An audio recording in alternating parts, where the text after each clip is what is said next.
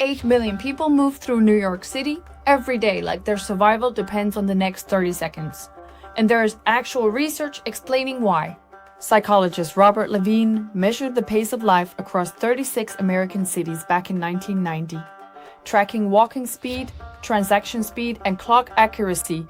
And when the data came back, one city wasn't just faster than the rest. New York occupied a category entirely its own. It ranked number 1, the fastest-paced city in America. And what should unsettle you is that every decade since, the speed has only climbed higher. Let's put a number on what fast actually looks like at street level. The New York City Department of City Planning ran a pedestrian study in Lower Manhattan and recorded a median unimpeded walking speed of 4.26 feet per second, which translates to roughly 2.9 miles per hour. That might sound modest on paper, but unimpeded means the researchers had already removed the crowd, already removed the obstacles, already stripped away everything that slows you down. And people were still covering ground at nearly 3 miles an hour as their baseline. That's not rushing, that's idle. That's what a New Yorker's body defaults to when nothing stands in the way. The gaps buried inside that number tell you even more. Commuters clocked in at 4.41 feet per second, while tourists averaged 3.79, which created a measurable, quantifiable divide between someone who lives in the city and someone passing through it. New Yorkers don't walk fast because they're late. They walk fast because the sidewalk trained their nervous system to accept a tempo, and the city set the clock they now run on. Now pull the lens back from New York to the rest of the planet. Richard Wiseman, a psychologist at the University of Hertfordshire, ran one of the most ambitious walking speed experiments ever attempted in 2007. 32 cities across every continent participated, with researchers timing 35 pedestrians in each location as they covered 60 feet of flat, uncrowded pavement carrying nothing and talking to no one. Singapore finished first. Tokyo and Copenhagen claimed the next spots, with Madrid close behind, and New York, the city Americans assume moves faster than anywhere on Earth, landed at number 8 with a time of 12 seconds flat. But here's the thing that should stop you. Wiseman compared his data to measurements from the early 1990s and discovered that global walking speed had jumped 10% across the board. The average time to cover that same 60 feet dropped from 13.76 seconds down to 12.49. Singapore alone had accelerated 30% in under 2 decades, and Wiseman attributed the engine behind all of it to technology and economic growth. The faster the economy, the faster the feet. That pattern got confirmed from a completely different angle in a 2025 study published in the Proceedings of the National Academy of Sciences. When MIT's Sensible City Lab analyzed historical video footage from New York, Boston, and Philadelphia, spanning 1980 to 2010, 3 full decades of archival tape, pedestrian walking speed across those cities had climbed 15%. Lingering behavior, meaning standing around, sitting, just existing in public space, had dropped 14%. People are moving faster and staying still less at the same time. The city isn't just accelerating, it's compressing. Rest is being edited out of the urban experience, frame by frame. Nobody really asks the next question, which is what it means when an entire city walks fast. Levine spent years pulling that thread, and the single strongest predictor of a city's pace turned out not to be population, not wealth, not climate. It was population density. How tightly packed the humans are, rather than how many of them exist. Density rewrites the rules of public space. When you press shoulder to shoulder with strangers every single day, movement becomes communication. Your speed broadcasts something. Your posture broadcasts something. And your refusal to stop broadcasts the loudest signal of all. Cross-cultural personality research has consistently found that fast walkers score higher on extroversion, conscientious openness to experience, and emotional stability, while slow walkers tend to score higher on neuroticism, which covers anxiety, caution, and overthinking. Those correlations hold across cultures, which means this isn't a New York phenomenon. Speed operates as a personality signature, baked into the human animal. And when an entire city selects for that signature, when the infrastructure demands it, and a subway system with roughly 472 stations forces walking as your primary mode of transit, you don't just produce fast pedestrians, you produce a population that has absorbed urgency into its identity. Walking fast in New York functions as a form of civic participation. It represents the social contract of the sidewalk. You move with purpose or you get out of the lane. Levine's research revealed the dark mirror of that contract. Because faster-paced cities consistently showed lower rates of spontaneous helpfulness.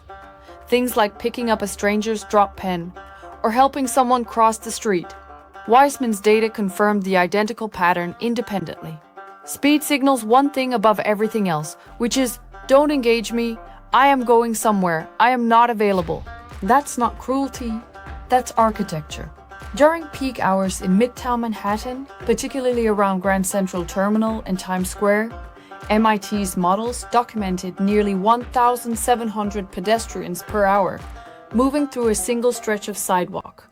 At that volume, you cannot afford the friction of spontaneous human contact. Stopping isn't neutral at that density. Stopping becomes a disruption, and efficiency stops being a personality trait and starts functioning as a survival mechanism. Urban psychologists, building on Stanley Milgram's urban overload theory, describe this as the pressure cooker effect. Permanent proximity to millions of strangers generates a subconscious strain. A hyper-awareness of how you look, how you act, how you occupy space. Walking fast becomes armor. It communicates that you belong here, that you know where you're going, that you are not lost and you are not vulnerable. And that brings us to what happens inside a human body that never downshifts. Every stimulus in a city like New York, the honking, the jackhammers, the phone buzzing in your pocket, the stranger's elbow grazing your ribs, triggers a micro fight-or-flight response and releases a small shot of cortisol. 1 won't damage you, 10 won't damage you, but thousands of them day after day and year after year means your sympathetic nervous system never fully resets. Not in bed, not on vacation. Your body keeps running at the city's speed because it has forgotten where the off switch is. And researchers call that state chronic cortisol elevation.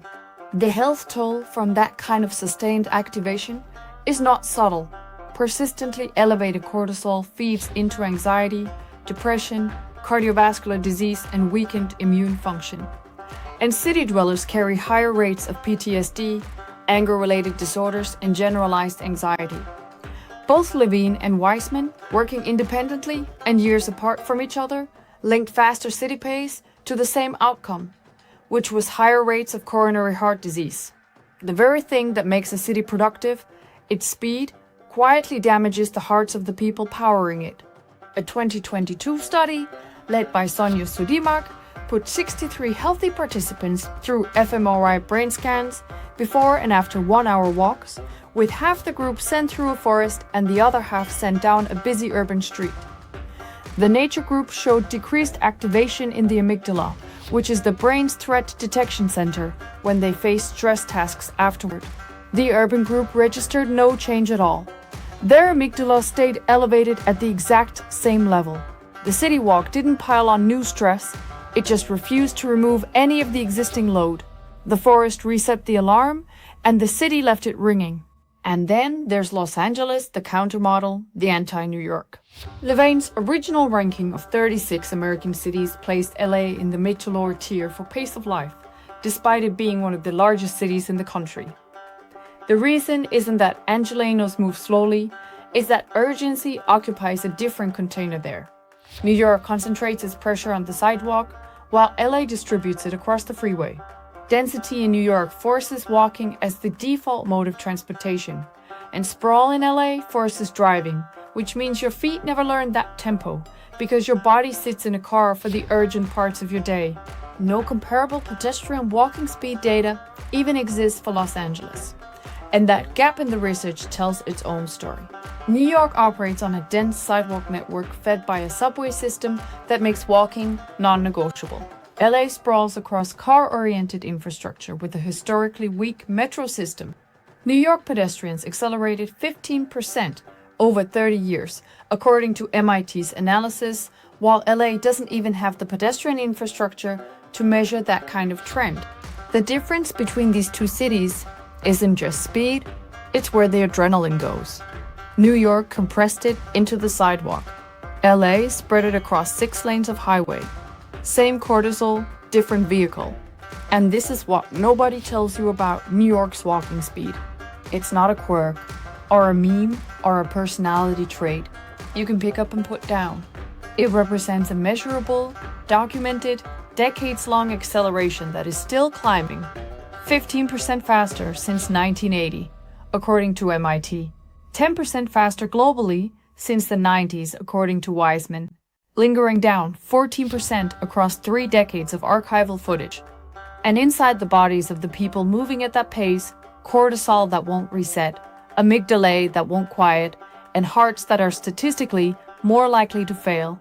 New Yorkers walk like they're already late because the city has wired their nervous systems to believe that they are. Every block operates as a countdown. Every crosswalk forces a decision, and every sidewalk functions as a conveyor belt that only runs at one speed, which is faster than yesterday. The city has never slowed down. Every study, from every decade, from every lab that has ever aimed a stopwatch at a New York sidewalk, has confirmed the same conclusion. The pace is the price. You move at the speed of the city, or the city moves without you. And 8 million people every single day have already made their choice. They walk faster,